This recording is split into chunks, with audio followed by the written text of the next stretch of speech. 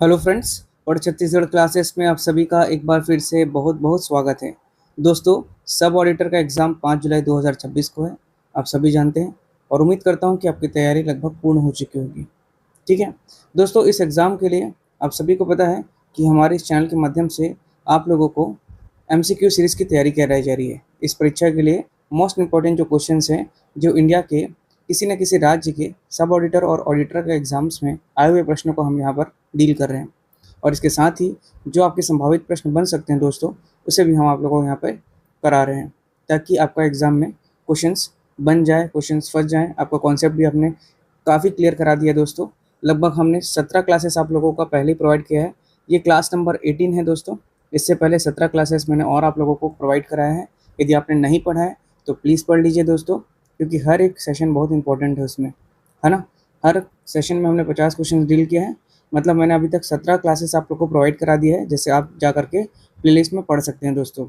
और जो लोग के पास समय कम है, जो लोग नहीं पढ़ना चाहते हैं, वीडियो नहीं देखना चाहते हैं, जिनके पास समय का अभाव है, या जो लोग मल्टीपल टाइम रिवीजन करना चाहते हैं, वो पीडीएफ बाय कर सकते हैं। हम बता चुके हैं, पीडीएफ आप लोगों को प्रोवाइड कराया जा रहा है दोस्तों। जितनी भी क्लासेस हुई हैं, सभी के पीडीएफ आप लोगों को मात्र 99 रुपीज़ पे दिया जा रहा है। और इसके साथ आपको ये भी बता रहे हैं कि एक वन लाइनर भी तैयार किया गया है दोस्तों। वो फाइनलाइज़ होने वाला है बस। तो आपको 2-3 दिन में वन लाइनर भी प्रोवाइड किया जा रहा है आपके सिलेबस की अकॉर्डिंग। जो आपका सिलेबस है उसके आधार पर, ताकि उसे भी आप पढ़ के जाएँ, तो आप लोगों का पूरा सिलेबस पूर्ण हो जाएगा वन लाइन के तौर पर। ठीक है? और जिनको भी ये पीडीएफ चाहिए, वो हमारे व्हाट्सएप नंबर 8962530503 पर संपर्क कर सकते हैं, मैसेज कर सकते हैं और मैसेज करके बाय कर सकते हैं दोस्तों। ठीक है? अभी तक 500 से अधिक लोगों ने इसे बाय किया दोस्तों, और उम्मीद करता हूँ कि उनकी तैयारी बहुत बेहतरीन हो चुकी होगी दोस्तों। ठीक है? आज का जो सेशन है वो फुल लेंथ 100 क्वेश्चंस रहेंगे दोस्तों, और ये आपके जो व्यापम का जो एग्ज़ाम है उसी के पैटर्न के आधारित पर रहेगा। आपका ये एक मॉडल पेपर है, मॉडल पेपर मैं सेट कर लिया हूँ दोस्तों, है ना? 100 प्रश्न रहेंगे इसमें, और आपके सभी सेक्शंस रहेगा इसमें, अकाउंटिंग भी, ऑडिटिंग भी रहेगा, और इसके साथ आपका इकोनॉमिक्स का सेक्शन भी रहेगा और मैनेजमेंट का भी सेक्शन रहेगा। ठीक है? नंबर ऑफ क्वेश्चंस भी मैंने वैसे सेट किया आपके 35-35 और 15-15। 35 आपका अकाउंटिंग, 35 आपका ऑडिटिंग, 15 क्वेश्चन आपका मैनेजमेंट और 15 क्वेश्चन आपका इकोनॉमिक्स का रहेगा। ठीक है? तो चलिए सेशन की शुरुआत करते हैं दोस्तों। ठीक है? आप लोगों को बता देता हूँ मैं, है ना, कि आप लोग दोस्तों बेहतरीन तरीके से आप लोग रिवीजन करते चलिएगा, क्योंकि बहुत सारे क्वेश्चंस मैं करा दिया हूँ। 20 से अधिक आपको पीडीएफ दूंगा बोला हूँ, तो मतलब आपका 1000 से अधिक एमसीक्यू की आप तैयारी करके जा रहे हैं दोस्तों। तो बार बार रिवीजन करना आपको ज़रूरी है ना? रिवीजन करते चलिएगा। चलिए शुरुआत करते हैं भाग एक। भाग एक जो है आपका लेखांकन के सिद्धांत एवं दोहरा लेखन प्रणाली, principles of accounting and double entry system से हम लोग यहाँ पर प्रश्न कर रहे हैं। पहला क्वेश्चन है, दोहरा लेखा प्रणाली के जनक कौन है दोस्तों? दोहरा लेखा प्रणाली जो सिस्टम है ना, इसके जनक कौन है? ये एल्बर्ट इटलीथ, लुकास पेसियोली, या आपका जॉन ब्रिड? देखिए यहाँ पे मैं, आप समय कम है तो आपको डायरेक्ट आंसर बताते जाऊँगा। जितना समझाना था और जितना आपको भी समझना था, आपने वो चीज़ें कर चुका है दोस्तों। अब यहाँ पे क्या है, डायरेक्ट हम लोग फटाफट रैंडमली अपन क्या है क्वेश्चंस लगाते चलेंगे, और डायरेक्ट उसका आंसर मैं बताते चलूँगा। समय कम है, आपको भी प्रेशर आ रहा होगा, आप लोग पढ़ रहे हैं तो इस बार मल्टीपल टाइम रिवीजन करना बहुत ज़रूरी है। वीडियो ज़्यादा लंबा हो जाता है, इसलिए मैं यहाँ पर आप लोग को टू द पॉइंट आंसर बताते चलूँगा। ठीक है? दोहरा लेखा प्रणाली के जनक कौन है आपका? Option number C, Lucas Pacioli इसका सही उत्तर है दोस्तों। नेक्स्ट है, पुस्तक पालन, बुक कीपिंग का मुख्य उद्देश्य क्या होता है? लाभ हानि का ज्ञात करना, वित्तीय स्थिति दर्शाना, व्यावसायिक लेन देनों का सही रिकॉर्ड रखना, या कर का गणना करना। देखिए, प्रश्न को पढ़ने के बाद मैं ऑप्शन को यहाँ पे इसलिए पढ़ता हूँ, क्योंकि आप लोग भी उसी प्रकार से उसी स्पीड से इसको करते चलिए, तभी आपका प्रैक्टिस भी होता चलेगा, है ना? सिर्फ यहाँ पे वीडियो देखने का मतलब यही नहीं है कि आपको सिर्फ क्वेश्चन आपको गेन करना है, उसी को ही आपको समझना नहीं है। मैं क्वेश्चन पढ़ रहा हूँ, उसके बाद मैं ऑप्शंस भी जिस प्रकार से पढ़ रहा हूँ उसी स्पीड से आप लोग भी करते चलेगा, तो आप लोगों को बेनिफिट मिलेगा। पुस्तक पालन, देखिए बुक कीपिंग का मुख्य उद्देश्य क्या है? 2 बार प्रश्न जरूर से पढ़िएगा दोस्तों, है ना? लाभ हानि ज्ञात करना, वित्तीय स्थिति दर्शाना, व्यावसायिक लेन देनों की सही रिकॉर्ड रखना, या कर की गणना करना। सही उत्तर है दोस्तों, व्यावसायिक लेन देनों की सही रिकॉर्ड करना, ऑप्शन नंबर सी। आपका यहाँ पे प्रैक्टिस भी होते चल रहा है, मॉडल पेपर है दोस्तों। जिस प्रकार से मैं आपको समय भी दे रहा हूँ, 2 बार क्वेश्चन पढ़ रहा हूँ, ऑप्शंस पढ़ रहा हूँ, आप लोग भी पढ़ लिए हैं, तैयारी हो चुकी है, मैं मानता हूँ ऐसा, और आप लोग भी इसके साथ लगाते चलिएगा। ठीक है? नेक्स्ट है, आधुनिक लेखांकन प्रणाली के जनक किसे माना जाता है? किसकी बात कर रहा है? आधुनिक लेखांकन प्रणाली का जनक किसे माना जाता है? Adam Smith, Lucas Pacioli, F W. Taylor, Henri Fayol? सही उत्तर है दोस्तों, Lucas Pacioli, option number B. ठीक है? नेक्स्ट है, स्वामी द्वारा स्वामी द्वारा व्यापार में लगाया गया धन क्या कहलाता है? जो ऑनर है उसके द्वारा व्यापार में लगाया गया जो धन है वो क्या कहलाएगा? संपत्ति, दायित्व, पूंजी या आहरण। देखिए, जिस जब स्वामी आपका व्यापार में जो लगाया गया जो धन है, जो संपत्ति है उसको लगाएगा वो क्या करेगा आपको? उसको पूंजी, उसी को बोलते हैं कैपिटल। ऑप्शन नंबर सी। निम्नलिखित में से कौन सा एक अमूर्त संपत्ति इंटेलिजिबल एसेट्स है जिसको हम लोग छू नहीं सकते, है ना? भवन, ख्याति, मशीनरी, नगद। किसको दोस्तों? गुडविल। आपका जो ख्याति है वही आपका क्या इंटेलिजिबल है। ठीक है, option number B is the right answer. Next है चालू संपत्ति, करंट एसेट का उदाहरण कौन सा है? चालू संपत्ति की बात कर रहा है, करंट एसेट की बात हो रही है यहाँ पर दोस्तों। भूमि, फर्नीचर, स्टॉक या पेटेंट। तो सही उत्तर है दोस्तों ऑप्शन नंबर सी, स्टॉक, जिसको रहतियां वे कहते हैं। नेक्स्ट है व्यवसाय के स्वामी को उसके व्यवसाय के अलग माना जाता है। व्यवसाय के स्वामी को उसके व्यवसाय से अलग माना जाता है, ये किस अवधारणा के तहत है दोस्तों? मुद्रा मापन अवधारणा, पृथक अस्तित्व की अवधारणा, निरंतरता की अवधारणा या लागत अवधारणा। व्यवसाय के स्वामी को उसके व्यवसाय से अलग माना जाता है, ये किस अवधारणा के तहत है दोस्तों? तो इसका सही उत्तर है ऑप्शन नंबर बी, पृथक अस्तित्व की अवधारणा। ठीक है, चलिए नेक्स्ट है उपार्जन अवधारणा, एक्यूरल कॉन्सेप्ट किससे संबंधित है?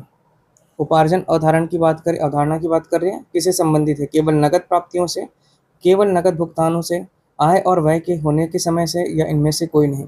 सही उत्तर है दोस्तों आय और व्यय के होने के समय से है। ठीक है, कौन सा आपका? उपार्जन की अवधारणा। नेक्स्ट है खाते कितने प्रकार के होते हैं? 2, 3, 4 या 5। सही उत्तर है दोस्तों ऑप्शन नंबर बी, 3 प्रकार के होते हैं। ठीक है, खाते जो है आपके 3 प्रकार के होते हैं। अब कितने प्रकार के मैं कौन कौन से है इसको यहाँ नहीं बताऊंगा, आपको पहले क्लासेस में बता चुका हूँ। नेक्स्ट है पाने वाले का नाम डेबिट करो और देने वाले का जमा करो, यह किसका नियम है? व्यक्तिगत खाता, वास्तविक खाता, नाममात्र का खाता या उपरोक्त सभी। सही उत्तर है दोस्तों ऑप्शन नंबर ए, आपका व्यक्तिगत खाता। अगला प्रश्न है राम का खाता किस प्रकार का खाता है? वास्तविक खाता, व्यक्तिगत खाता, नाममात्र का खाता या प्रतिनिधित्व व्यक्तिगत खाता। सही उत्तर है ये आपका व्यक्तिगत खाता जो होता है किसी व्यक्ति के नाम से है तो ये व्यक्तिगत खाता हुआ। नेक्स्ट है मशीनरी खाता किस श्रेणी के अंतर्गत आता है? व्यक्तिगत खाता, नाममात्र का खाता, वास्तविक खाता या अमूर्त खाता। किसकी बात हो रही है दोस्तों? मशीनरी की बात हो रही है। तो मशीनरी जो है आपका ये एक वास्तविक खाता के अंतर्गत आता है, ऑप्शन नंबर सी। अगला प्रश्न है वेतन खाता, सैलरी अकाउंट किस प्रकार का खाता होता है? वास्तविक खाता, नाममात्र का खाता, व्यक्तिगत खाता या इनमें से कोई नहीं। सही उत्तर इसका नाममात्र का खाता, जो सैलरी अकाउंट है वो आपका नॉमिनल अकाउंट के अंतर्गत आता है। ठीक है, अगला प्रश्न है बैंक ओवरड्राफ्ट, बैंक का जो ओवरड्राफ्ट खाता क्या है? वास्तविक खाता, नाममात्र का खाता, व्यक्तिगत खाता या संपत्ति खाता। ऑप्शन नंबर सी सही है दोस्तों, ये व्यक्तिगत खाता है। ओवरड्राफ्ट, बैंक ओवरड्राफ्ट खाता कैसा है आपका? व्यक्तिगत खाता है। ठीक है, नेक्स्ट है आपका रोजनामचा जनरल जिसे कहते हैं वो कितने कॉलम होते हैं? रोजनामचा जो जनरल है इसमें कितने कॉलम होते हैं? 4, 5, 6, 8। सही उत्तर है इसका दोस्तों आपका 5, ऑप्शन नंबर बी। ठीक है, नेक्स्ट है खाता बही जिसे लेजर भी कहा जाता है, इसको क्या कहा जाता है पूछ रहा है? प्रारंभिक प्रविष्टि की पुस्तक, प्रधान पुस्तक, सहायक पुस्तक या स्मरण बही। सही उत्तर है दोस्तों ऑप्शन नंबर बी, प्रधान पुस्तक, प्रिंसिपल बुक। ठीक है, नेक्स्ट है जनरल से लेजर में प्रविष्टियों की स्थानांतरित करने की प्रक्रिया क्या कहलाती है? जनरल से लेजर में प्रविष्टियों को स्थानांतरित करना, ट्रांसफर करने की प्रक्रिया क्या कहलाती है? खतौनी, जनरलाइजिंग, संक्षिप्तीकरण या फिर मिलान। सही उत्तर है दोस्तों खतौनी अर्थात पोस्टिंग। नेक्स्ट है तल पर ट्रायल बैलेंस क्या है? एक खाता है, एक विवरण पत्र है, एक खाता बही है या अंतिम खाता है। तो ये एक प्रकार का विवरण मैं बता चुका हूँ, ऑप्शन नंबर बी। ठीक है, एक विवरण पत्र है ये। नेक्स्ट है तलपट तैयार करने का मुख्य उद्देश्य क्या है? शुद्ध लाभ ज्ञात करना, वित्तीय स्थिति का पता लगाना, गणितीय शुद्धता की जांच करना या जालसाजी रोकना। सही उत्तर है दोस्तों गणितीय शुद्धता की जांच करना। ठीक है, ये सभी पहले भी कुछ कुछ क्वेश्चन सब लोग कर चुके हैं, पर यहाँ पे टू द पॉइंट बता रहा हूँ दोस्तों। अभी आपका ये मॉडल क्वेश्चंस मैंने तैयार किया है, 100 प्रश्न है ये। ठीक है, नेक्स्ट है बैंक समाधान विवरण BRS किसके द्वारा तैयार किया जाता है? बैंक के द्वारा, क्रेडिट के द्वारा, खाता धारक या ग्राहक के द्वारा या ऑडिटर्स के द्वारा। सही उत्तर है दोस्तों ऑप्शन नंबर सी, खाता धारक और ग्राहक के द्वारा। पासबुक की नकल क्या होती है? ग्राहक की खाता बही, बैंक की बही में ग्राहक का खाता, नगद बही का बैंक कॉलम या रसीद बही। सही उत्तर है दोस्तों ऑप्शन नंबर बी, बैंक की बही में ग्राहक का खाता। ठीक है, नेक्स्ट है नगद बही जिसको कैश बुक भी कहते हैं, कैश बुक के अनुसार अनुकूल शेष का अर्थ क्या है? डेबिट शेष, क्रेडिट शेष, ओवरड्राफ्ट शेष या फिर शून्य शेष। सही उत्तर है दोस्तों ऑप्शन नंबर ए, डेबिट शेष। अगला प्रश्न है हास डेप्रिसिएशन किस प्रकार की संपत्तियों पर लगाया जाता है? चालू संपत्तियां, स्थायी संपत्तियां, कृत्रिम संपत्तियां या फिर केवल भूमि पर? सही उत्तर है दोस्तों ऑप्शन नंबर बी, स्थायी संपत्तियों पर। नेक्स्ट है हार्स लगाने की जो स्थायी किस्त पद्धति में प्रतिवर्ष हार्स की राशि क्या होती है? जो डिप्रिसिएशन लगा रहे हैं, हार्स का लगा रहे हैं, वो स्थायी किस्त पद्धति में प्रतिवर्ष हार्स की राशि क्या होती है? घटती जाती है, बढ़ती जाती है, समान रहती है या शून्य हो जाती है? सही उत्तर है दोस्तों ऑप्शन नंबर सी, जो है समान रहती है। अगला प्रश्न है, भूल सुधार के लिए कौन सा खाता खोला जाता है जब तलपट का मिलान नहीं होता? लाभ हानि खाता, उनचंद खाता, पूंजी खाता या आरक्षित खाता? सही उत्तर है दोस्तों उनचंद खाता, जिसको सस्पेंस अकाउंट के नाम से भी जानते हैं। ठीक है, चलिए अगला जो सेक्शन है दोस्तों, भाग 2 अंकेक्षण का जो सेक्शन है इसे देखते हैं। ठीक है, ऑडिटिंग। इसमें है पहला प्रश्न, अंकेक्षण ऑडिटिंग शब्द की उत्पत्ति लैटिन भाषा के किस शब्द से की गई है? अंकेक्षण ऑडिटिंग शब्द की उत्पत्ति किस लैटिन भाषा से की गई है? ऑडियर, ऑडिट, ऑडिटोर या ऑडेसा? सही उत्तर है दोस्तों ऑप्शन नंबर ए, ऑडिट, जिसका मतलब होता है सुनना। नेक्स्ट है, ऑडिट शब्द का वास्तविक अर्थ क्या होता है? सुनना, बता ही दिया मैंने आपको अभी, ऑप्शन नंबर बी। नेक्स्ट है, एक कंपनी अंकेक्षक का मुख्य कर्तव्य किसके प्रति होता है? प्रबंधकों के प्रति, लेनदारों के प्रति, शेयर धारकों अर्थात अंशधारियों के प्रति या सरकार के प्रति? सही उत्तर है दोस्तों ऑप्शन नंबर सी, शेयर धारकों या आपके अंशधारियों के प्रति। भारत में चार्टर्ड अकाउंटेंट संस्थान आईसीएआई की स्थापना कब हुई थी? 1947, 1949, 1956 या 1961? सही उत्तर है ऑप्शन नंबर बी, 1949। ठीक है, नेक्स्ट है, अनिवार्य अंकेक्षण स्टैट्यूटरी ऑडिट किसके लिए आवश्यक होता है?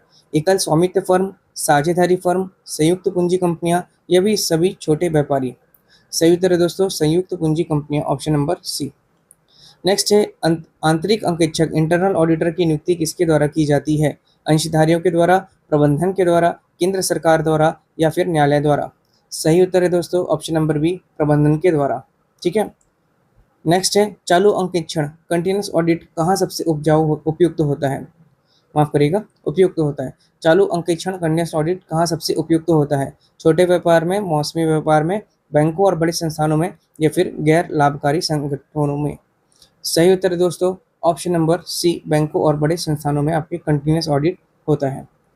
अगला अंकेक्षण कार्यक्रम ऑडिट प्रोग्राम होना चाहिए लिखित और लचीला, मौखिक अत्यंत कठोर या केवल गोपनीय? ऑप्शन नंबर ए सही है दोस्तों, लिखित और आपका क्या होना चाहिए? लचीला होना चाहिए। ठीक है, नेक्स्ट है, अंकेक्षक द्वारा कार्य के दौरान तैयार किया गया जो दस्तावेज को क्या कहा जाता है? Audit report, audit working papers, audit notebook या प्रमाणक?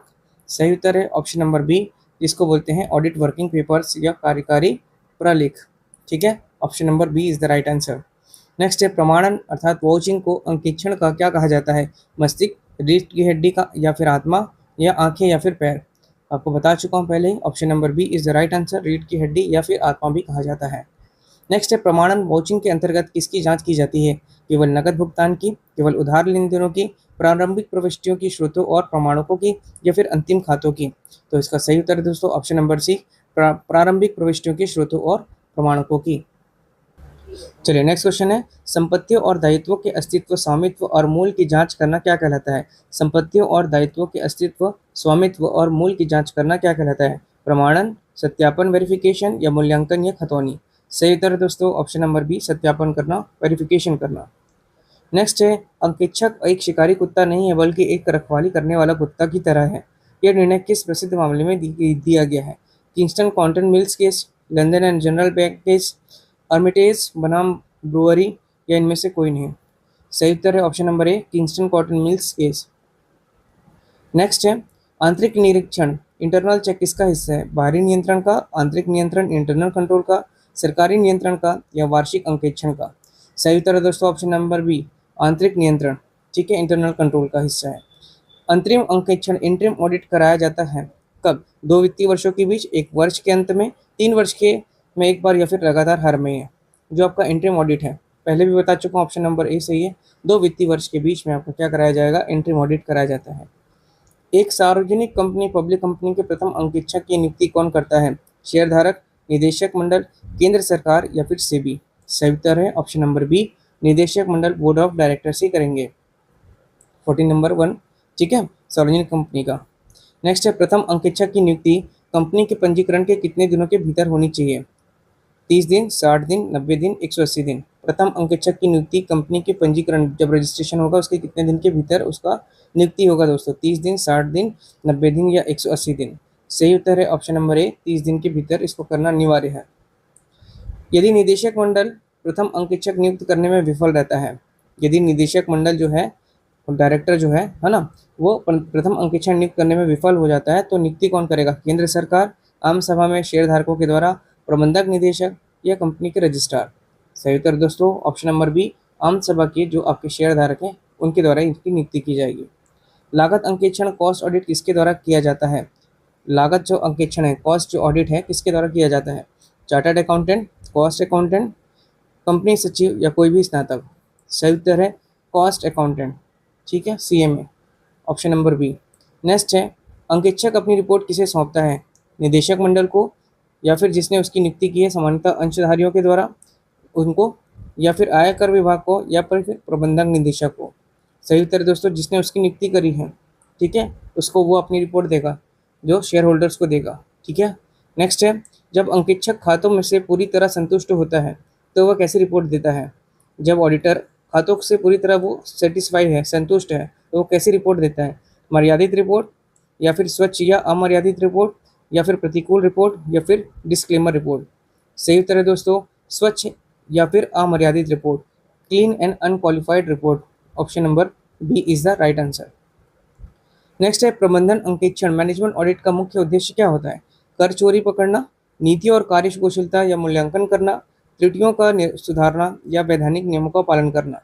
ठीक है, तो सही उत्तर है दोस्तों ऑप्शन नंबर बी, नीतियों और जो कार्यकुशलता का मूल्यांकन करना। ठीक है, मैनेजमेंट ऑडिट का मुख्य उद्देश्य है। अगला प्रश्न है, क्या एक अंकेक्षक कंपनी का अधिकारी होता है? हाँ, हमेशा। दूसरा ऑप्शन है सामान्यतः नहीं, वह एक स्वतंत्र पेशेवर होता है। तीसरा, केवल सरकारी कंपनियों में। या फिर चौथा, प्रबंधकों की इच्छा पर। क्या एक अंकेक्षक कंपनी का अधिकारी होता है? तो इसका सही उत्तर है दोस्तों ऑप्शन नंबर बी, सामान्यतः नहीं, वह एक स्वतंत्र क्या होता है, पेशेवर होता है, और वो जांच के लिए नियुक्त होता है। ठीक है, नेक्स्ट है, कंपनी अधिनियम 2013 की किस धारा में अंकेक्षक की योग्यता का वर्णन है? 139, 141, 143 या 148, 139, 141, 143 या 148। किसमें, किस धारा में अंकेक्षक की योग्यता के बारे में बताया है? तो इसका सही उत्तर है दोस्तों ऑप्शन नंबर बी, 141। ठीक है, 141 धारा में बताया गया है उसकी योग्यता के ऊपर। नेक्स्ट है, अंकेक्षक की नागरिक और आपराधिक देनदारियों किस अधिनियम के तहत तय होती है? जो अंकेक्षक की जो नागरिक है और आपराधिक देनदारियां किस अधिनियम के तहत होती है? साझेदारी अधिनियम, कंपनी अधिनियम 2013, अनुबंध अधिनियम, या फिर बैंकिंग अधिनियम। सही उत्तर है दोस्तों ऑप्शन नंबर बी, कंपनी अधिनियम 2013 के तहत। अगला देखिए, भाग 3 सेक्शन है, व्यवसायिक नियम, आयकर एवं जीएसटी के ऊपर है दोस्तों। Business loss and income tax and GST के ऊपर है। ठीक है, भारत में आयकर इनकम टैक्स सर्वप्रथम कब लगाया गया था? भारत में जो आपका इनकम टैक्स है सर्वप्रथम कब लगाया गया था? 1857, 1860, 1922, 1961। सही उत्तर दोस्तों ऑप्शन नंबर बी, 1860 में पहली बार आपका इनकम टैक्स लगाया गया था। अगला है, वर्तमान आयकर अधिनियम भारत में किस वर्ष से प्रभावी है? किस वर्ष से प्रभावी है दोस्तों? 1 अप्रैल 1961, 1962, 1956 या 26 जनवरी 1950। तो इसका सही उत्तर है दोस्तों 1 अप्रैल 1962 से। ठीक है, अगला प्रश्न है, आयकर किस प्रकार का कर है? आयकर जो है, इनकम टैक्स किस प्रकार का है? इनडायरेक्ट टैक्स है, डायरेक्ट टैक्स है, या फिर जीएसटी वस्तु एवं सेवा कर है, या फिर व्यापार कर है? आपको पहले भी बता चुका हूँ, जो आयकर है वो आपका क्या है, डायरेक्ट टैक्स है। ठीक है, डायरेक्ट टैक्स है आपका, प्रत्यक्ष कर है इनकम टैक्स। कर निर्धारण वर्ष, असेसमेंट ईयर की अवधि क्या होती है? 1 जनवरी से 31 दिसंबर, 1 अप्रैल से 31 मार्च, 1 जुलाई से 30 जून, या 1 दिवाली से अगली दिवाली तक। सही उत्तर है दोस्तों ऑप्शन नंबर बी, 1 अप्रैल से 31 मार्च तक। ठीक है, अगला प्रश्न है, गत वर्ष, प्रीवियस ईयर से क्या तात्पर्य है? कर निर्धारण वर्ष से ठीक पहले का वित्तीय वर्ष, चालू कैलेंडर वर्ष, कोई भी पिछला वर्ष, या आगामी वर्ष। ठीक है, प्रीवियस ईयर से क्या तात्पर्य है? तो ऑप्शन नंबर इसका ए सही होगा, कर निर्धारण वर्ष से ठीक पहले का वित्तीय वर्ष, यही आपका प्रीवियस ईयर्स कहने का मतलब होता है। नेक्स्ट, आयकर अधिनियम की धारा 231 के तहत व्यक्ति जो पर्सन है शब्द में क्या शामिल है? एक व्यष्टि, इंडिविजुअल, हिंदू अविभाजित परिवार, या फिर एक कंपनी या फर्म, या फिर उपरोक्त सभी। सही उत्तर है दोस्तों ऑप्शन नंबर डी, उपरोक्त सभी होगा। ठीक है, अगला प्रश्न है, आयकर के उद्देश्य के लिए कृषि आय एग्रीकल्चर इनकम का क्या है? एग्रीकल्चर इनकम क्या है? पूर्णतः कर योग्य है, पूर्णतः कर मुक्त है, आंशिक कर योग्य है या व्यावसायिक आय है? सही उत्तर है दोस्तों पूर्णतः ये आपके टैक्स से फ्री है, कर मुक्त है, ऑप्शन नंबर बी। अगला है, आयकर अधिनियम की किस धारा के तहत कृषि आय को कर से छूट दी गई है? आयकर अधिनियम की किस धारा के तहत कृषि आय को कर से छूट दी गई है? धारा 10(1), धारा 10(5), धारा 80(c) या धारा 88? सही उत्तर है दोस्तों ऑप्शन नंबर ए, धारा 10(a) के तहत। ठीक है। नेक्स्ट है, आयकर के तहत कुल कितने आय के शीर्षक हेड ऑफ इनकम्स होते हैं? आयकर के तहत कुल कितने आय के जो हैं शीर्षक होते हैं? 4, 5, 6, 3? सही उत्तर है दोस्तों ऑप्शन नंबर बी, जो कि 5 होते हैं टोटल। ठीक है। नेक्स्ट है, मकान संपत्ति से आय इनकम फ्रॉम हाउस प्रॉपर्टी की गणना का आधार क्या है? वार्षिक मूल्य, वास्तविक किराया, मानक किराया या फिर पूंजीगत मूल्य? सही उत्तर है दोस्तों ऑप्शन नंबर ए, वार्षिक मूल्य, एनुअल वैल्यू। ठीक है। नेक्स्ट है, धारा 80(c) के तहत अधिकतम कटौती डिडक्शन की सीमा क्या होती है पुरानी टैक्स व्यवस्था के आधार पर? आपका 1 लाख या 1,50,000, 2 लाख या फिर आपका 2.5 लाख?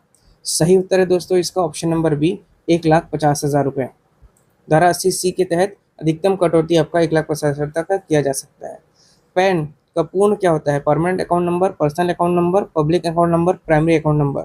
सही उत्तर आप सभी जानते हैं दोस्तों, परमानेंट अकाउंट नंबर। ठीक है। नेक्स्ट प्रश्न है दोस्तों, भारत में वस्तु एवं सेवा जीएसटी कर कब लागू किया गया था? तो 1 जुलाई 2017, आप सभी जानते हैं, ऑप्शन नंबर बी। ठीक है। 63 का ऑप्शन नंबर बी। नेक्स्ट है, जीएसटी किस प्रकार का कर है? तो प्रत्यक्ष कर है, ये गंतव्य आधारित अप्रत्यक्ष कर है, डेस्टिनेशन बेस्ड इनडायरेक्ट टैक्स है, या स्थानीय कर है, या फिर केवल राज्य सरकार का कर है? सही उत्तर है दोस्तों ऑप्शन नंबर आपका बी। ठीक है, डेस्टिनेशन बेस्ड इनडायरेक्ट टैक्स है। नेक्स्ट है, भारत में जीएसटी का ढांचा कैसा है? एकल है, दोहरी है, त्रिस्तरीय, इनमें से कोई नहीं? सही उत्तर है आपका डुअल जीएसटी, दोहरी है। ठीक है, इसका ढांचा जो है। नेक्स्ट देखते हैं दोस्तों option number question number 66, GSTIN GST identification number में कुल कितने अंक होते हैं? Very important question. ठीक है, जीएसटीआईएन नंबर में कितने आपके डिजिट्स होते हैं या कितने अंक होते हैं? 10, 12, 15, 16? सही उत्तर है दोस्तों ऑप्शन नंबर सी, 15। ठीक है, 15 नंबर होते हैं जीएसटी आइडेंटिफिकेशन नंबर में। जीएसटी सीजीएसटी का संग्रहण कौन करता है? राज्य सरकार, केंद्र सरकार, स्थानीय निकाय या फिर दोनों संयुक्त रूप से? तो दोस्तों ऑप्शन नंबर बी सही है। सीजीएसटी जो है सेंट्रल जीएसटी बोलते हैं, वो केंद्र सरकार रहेगा। ठीक है, यहाँ पे सीजीजीएसटी लिखता है तो वो आपका राज्य सरकार होता है। नेक्स्ट है, अंतरराज्यीय आपूर्ति इंटर स्टेट सप्लाई पर कौन सा कर लगाया जाता है? अंतरराज्यीय आपूर्ति inter state supply, CGST plus SGST, IGST, UTGST या फिर केवल एसजीएसटी? सही उत्तर है दोस्तों ऑप्शन नंबर बी, आईजीएसटी। ठीक है, इंटर स्टेट सप्लाई पर आपका आईजीएसटी लगता है। नेक्स्ट है, माल एवं सेवा कर परिषद जीएसटी काउंसिल का अध्यक्ष कौन होता है दोस्तों? भारत के प्रधानमंत्री, भारत के वित्त मंत्री, आरबीआई के गवर्नर या नीति आयोग के उपाध्यक्ष? सही उत्तर है भारत के जो वित्त मंत्री हैं वो जीएसटी काउंसिल के क्या होंगे? अध्यक्ष। वर्तमान में भारत में प्राथमिक जीएसटी दर का जो स्लैब है वो क्या है? ये भी इंपॉर्टेंट है, प्रश्न किया जा सकता है। 5%, 12%, 18%, 28%, या 4%, 10%, 15%, 25%, या फिर 6%, 12%, 18%, 26%, या 5%, 10%, 20%, 30%? सही उत्तर दोस्तों ऑप्शन नंबर ए, 5%, 12%, 18% और 28% स्लैब बने हुए हैं जीएसटी पर। ठीक है।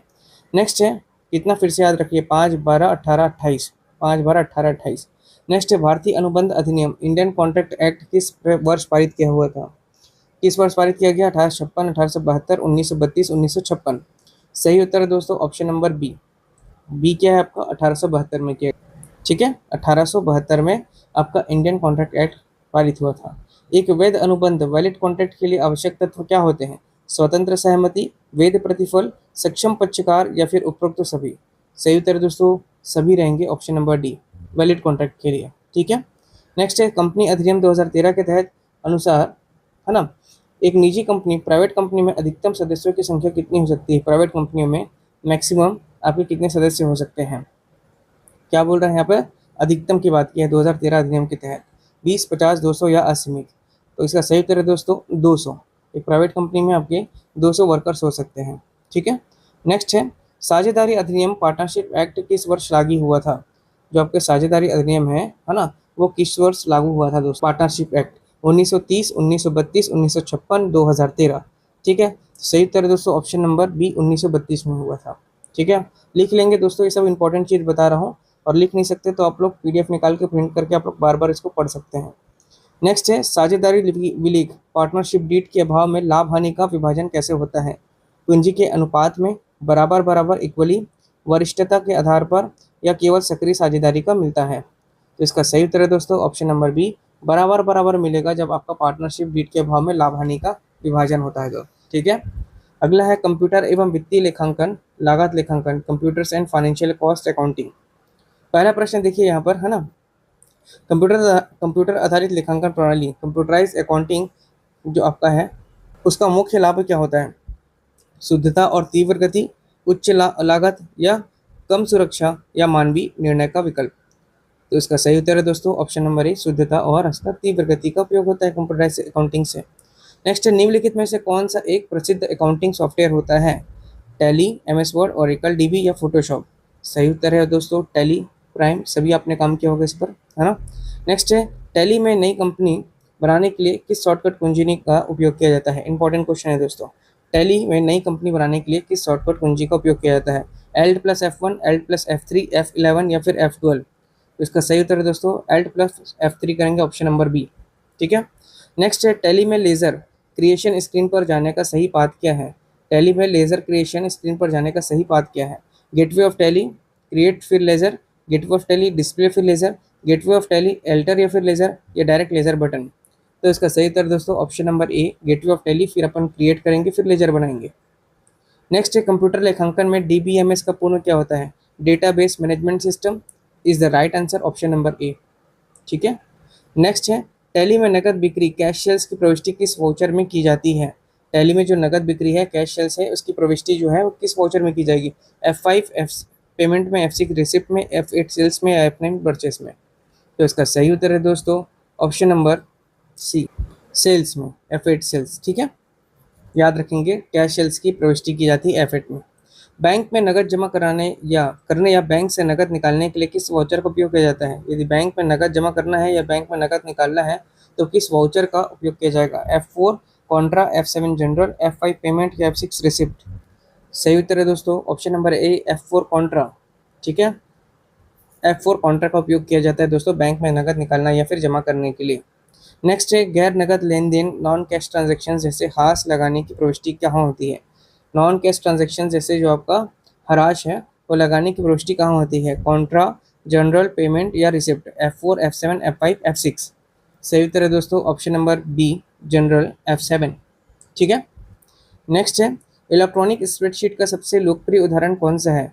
इलेक्ट्रॉनिक जो स्प्रेडशीट है उसका सबसे लोकप्रिय उदाहरण कौन सा है? वित्तीय गणनाओं में उपयोग है MS power point, MS Excel, या फिर MS एक्सेस, या MS पब्लिशर? तो इलेक्ट्रॉनिक स्प्रेडशीट जो है MS एक्सेल में ही किया जाएगा। 84 का ऑप्शन नंबर बी सही है दोस्तों। नेक्स्ट है एक्सेल में किसी फॉर्मूला की शुरुआत किस चिन्ह से होती है? तो आप सभी जानते हैं इज इक्वल टू के साइन से होता है ना। तो इसका सही उत्तर है दोस्तों ऑप्शन नंबर सी। नेक्स्ट है कंप्यूटर प्रणाली में ERP का पूर्ण रूप क्या होता है? Enterprise resource planning, enterprise relation planning, electronic resource production, या एक्सटर्नल रिसोर्स प्रोसेस? तो सही उत्तर है दोस्तों इंटरप्राइज रिसोर्स प्लानिंग। ERP का फुल फॉर्म होता है इंटरप्राइज रिसोर्स प्लानिंग। कम से कम 2-3 बार आप लोग इसको बोलिए या फिर हाईलाइट करके पढ़ते चलिए, इंटरप्राइज रिसोर्स प्लानिंग। नेक्स्ट है लागत लेखांकन कॉस्ट अकाउंटिंग का मुख्य उद्देश्य क्या है? करों का कम करना, प्रति इकाई लागत ज्ञात करने का नियंत्रण करना। कॉस्ट अकाउंटिंग का मुख्य उद्देश्य क्या है दोस्तों? करों का कम करना है, या फिर प्रति इकाई लागत ज्ञात करना और उसका नियंत्रण करना, शेयर धारकों की रिपोर्ट करना, या वित्तीय स्थिति दिखाना? सही उत्तर है प्रति इकाई लागत ज्ञात करना और उस पर नियंत्रण भी करना कॉस्ट अकाउंटिंग का मुख्य उद्देश्य होता है। निम्नलिखित में से कौन सी लागत प्रधान लागत प्राइम कॉस्ट का हिस्सा है? प्रत्यक्ष सामग्री प्लस प्रत्यक्ष श्रम प्लस प्रत्यक्ष व्यय, या फिर कारखाना उपरिव्यय, या फिर कार्यालय व्यय, या फिर विक्रय व्यय? सही उत्तर है दोस्तों ऑप्शन नंबर ए, प्रत्यक्ष सामग्री प्लस प्रत्यक्ष श्रम प्लस प्रत्यक्ष व्यय। ठीक है, प्राइम कॉस्ट का हिस्सा होते हैं ये सभी। अगला है वह बिंदु जहां ना तो लाभ ही होता है और ना ही हानि होता है, उसे क्या कहते हैं? ब्रेक इवन पॉइंट, या फिर लाभ बिंदु, या सुरक्षा सीमा, या उच्चतम बिंदु? जब ऐसे कंडीशन हो तो इसको ब्रेक इवन पॉइंट कहते हैं, जहां लाभ नहीं हो रहा है ना ही हानि हो रहा है। सम विच्छेद बिंदु भी कहा जाता है। निविदा टेंडर क्या है दोस्तों? वास्तविक लागत का विवरण, संभावित मूल्य या अनुमानित मूल्य का विवरण, लाभ का विवरण, या फिर हानि का विवरण? सही उत्तर है संभावित मूल्य या अनुमानित मूल्य का विवरण ही आपका क्या कहलाता है, टेंडर, निविदा। नेक्स्ट है ठेका लागत पद्धति, कॉन्ट्रैक्ट कॉस्टिंग किस उद्योग में लागू होता है? कॉन्ट्रैक्ट कॉस्टिंग किस उद्योग में लागू होगा? कपड़ा मिल, भवन एवं पुल निर्माण, दवा निर्माण या रासायनिक उद्योग? तो इस प्रकार किस में होगा दोस्तों? भवन और पुल निर्माण पर ही होगा कॉन्ट्रैक्ट कॉस्टिंग। कॉन्ट्रैक्ट दिया जाता है, उस पर कॉस्ट लगाएगा, है ना। ऑप्शन नंबर बी, भवन एवं पुल निर्माण। नेक्स्ट है रासायनिक उद्योगों में किस लागत पद्धति का उपयोग किया जाता है? प्रक्रिया लागत पद्धति, कार्य लागत पद्धति, परिचालन लागत पद्धति या इकाई लागत पद्धति? किस पे? रासायनिक उद्योग की बात हो रहा है। यहाँ हम लोग देख रहे हैं क्या था, भवन और पुल निर्माण। इसके लिए अलग से क्या होता है दोस्तों, कॉन्ट्रैक्ट भी निकाला जाता है बनाने के लिए, और साथ ही साथ इसके लिए अलग से बिल पास भी होते हैं, मतलब पैसा पास होते हैं। अब यहाँ प्रश्न है कि रासायनिक उद्योगों को किस लागत पद्धति का उपयोग किया जाता है? तो इसका सही उत्तर है दोस्तों ऑप्शन नंबर ए, प्रक्रिया लागत पद्धति। ठीक है, प्रोसेस कॉस्टिंग लगता है इसमें। अगला है परिवहन सेवा, जैसे बस हो गया, रेलवेज में प्रयुक्त होने वाली जो लागत पद्धति है वो कैसी है? जॉब कॉस्टिंग, बैच कॉस्टिंग, या फिर परिचालन लागत पद्धति, या फिर प्रक्रिया लागत पद्धति? तो ये क्या है दोस्तों, परिचालन, है ना। ऑपरेटिंग कॉस्टिंग हो रहा है, ये बस और रेलवे की बात हो रही है। नेक्स्ट है आपका सामग्री नियंत्रण के लिए एबीसी विश्लेषण में ए मद कैसी होती है? सामग्री का जो नियंत्रण होता है उसमें एबीसी विश्लेषण में ए मद जो है वो कैसे होती है? उच्च मूल्य और कम मात्रा, कम मूल्य अधिक मात्रा, मध्यम मूल्य मध्यम मात्रा या शून्य मूल्य वाली मात्रा? सही उत्तर है दोस्तों ऑप्शन नंबर ए, उच्च मूल्य और कम मात्रा। ठीक है, एबीसी में ए मदें कैसी होती हैं? तो उच्च मूल्य और कम मात्रा। अगला है FIFO, first in first out, fast in first out, financial input financial output या first in financial output? FIFO पद्धति का पूर्ण रूप क्या होता है? सही उत्तर है दोस्तों option number A, first in first out. ठीक है, ऑप्शन नंबर ए। नेक्स्ट है बढ़ती हुई कीमतें महंगाई के समय सामग्री निर्गमन की कौन सी पद्धति में सर्वोत्तम मानी जाती है? बढ़ती हुई जो कीमत है महंगाई के समय सामग्री निर्गमन की कौन सी पद्धति सर्वोत्तम मानी जाती है? FIFO, LIFO, first in first out, last in first out, है ना, या फिर सरल औसत या फिर भारित औसत? तो सही उत्तर है दोस्तों option number B, last in first out. ठीक है, महंगाई के समय जो सामग्री निर्गमन हो रहा है दोस्तों, है ना, तो जा रहा है मतलब लास्ट इन फर्स्ट आउट ऐसा हो रहा है। नेक्स्ट है बजट और बजटीय नियंत्रण क्या है? केवल भूतकाल का लेखा जोखा, भविष्य की योजना और नियंत्रण का साधन, केवल नकद का प्रबंधन या एक वैधानिक अनिवार्यता? ये जो बजट और आपका बजटीय नियंत्रण है ये एक प्रकार का क्या है दोस्तों, भविष्य की योजना और नियंत्रण का साधन। Option number B. ठीक है, नेक्स्ट प्रश्न देखते हैं। प्रबंधन लेखांकन मैनेजमेंट अकाउंटिंग का मुख्य कार्य किसके लिए होता है? जो आपका प्रबंधन अकाउंटिंग होता है, मैनेजमेंट अकाउंटिंग का मुख्य कार्य किसके लिए होता है? बाहरी निवेशकों के लिए, आंतरिक प्रबंधकों के लिए, उसके निर्णय के लिए, या आयकर अधिकारियों के लिए, या श्रमिकों के लिए? प्रबंधन लेखांकन मैनेजमेंट अकाउंटिंग, इसका मुख्य कार्य क्या है दोस्तों? इसका मुख्य कार्य आपका आंतरिक प्रबंधकों के निर्णय लेने के लिए बनाया गया है। ठीक है, मैनेजमेंट अकाउंटिंग। नेक्स्ट है कंप्यूटर सुरक्षा के संदर्भ में फायरवॉल का तात्पर्य आप सभी जानते हैं, कंप्यूटर को तेजी से चलाना नहीं, अनाधिकृत पहुंच अनऑथराइज एक्सेस को रोकना। ऑप्शन नंबर बी इसका सही उत्तर है दोस्तों, डेटा डिलीट करना नहीं, प्रिंटिंग की गति बढ़ाना ये भी नहीं। अगला प्रश्न है आज सेशन का आखिरी, वित्तीय विवरण और फाइनेंशियल स्टेटमेंट्स का विश्लेषण करने की प्रमुख तकनीक कौन सी होती है? रेशियो एनालिसिस, अनुपात विश्लेषण, प्रवाह विवरण, कैश फ्लो स्टेटमेंट, या फिर तुलनात्मक विवरण, या फिर उपरोक्त सभी? सही उत्तर है दोस्तों फाइनेंशियल स्टेटमेंट का जो विश्लेषण करने की प्रमुख तकनीक क्या है? सभी हैं दोस्तों इसमें। रेशियो एनालिसिस भी करते हैं, कैश फ्लो भी होगा स्टेटमेंट, और तुलनात्मक विवरण भी होगा। इसका ऑप्शन नंबर डी इसका सही है। ठीक है, तो ये हो गया आपका 100 प्रश्न दोस्तों। ठीक है, उम्मीद करता हूँ आज का ये सेशन अच्छा लगा होगा। यदि सेशन अच्छा लगे तो प्लीज़ लाइक करें दोस्तों, लाइक करना ना भूलें। फीडबैक के तौर पे आपका लाइक ही मिलता है और कमेंट्स मिलते हैं दोस्तों। तो आप लोगों का जैसे आपका फीडबैक आएगा उस प्रकार से मैं और आप लोगों के लिए अच्छा पढ़ाऊँगा यहाँ पर। ठीक है, तो ये था आपका 100 प्रश्न आपका मॉडल पेपर का, और इसके बाद हम लोग आप लोगों को नया मॉडल पेपर 2 कल फिर से देंगे। ठीक है, जिनको भी पीडीएफ बाय करना है मैं अभी भी बता देता हूँ। पीडीएफ लेकर के जो लोग पढ़ना चाहते हैं, फास्ट रिवीजन करना चाहते हैं, मल्टीपल टाइम रिवीजन करना चाहते हैं, वो 8962530503 ये हमारा व्हाट्सअप नंबर है। इस पर आप लोग मैसेज करके पीडीएफ बाय कर सकते हैं दोस्तों। ठीक है, ओनली 99 रुपीज़ फीस है, और 99 रुपीज़ में आपको 20 से अधिक पीडीएफ मैं आपको प्रोवाइड करा रहा हूँ, और साथ में साथ 1 लाइनर भी दे रहा हूँ दोस्तों। ठीक है, चलिए बस इतनी जानकारी देना था, ध्यान से पढ़ते रहिए। ठीक है, और मैं आप लोगों के लिए 5 मॉडल पेपर और लेके आऊँगा। 5 मॉडल पेपर आप लोगों के लिए टोटल में सेट किया हूँ दोस्तों। ठीक है, तो इसके डेली आपके 30 तारीख तक क्लासेस मैं यहाँ पर दूंगा, उसके बाद आप लोग को रिविज़न करना है। ठीक है, तो 5 मॉडल पेपर मैं आपको और प्रोवाइड करा दूँगा। ठीक है, पढ़ते रहिए, आगे बढ़ते रहिए। जय हिंद, जय भारत, जय छत्तीसगढ़। धन्यवाद दोस्तों।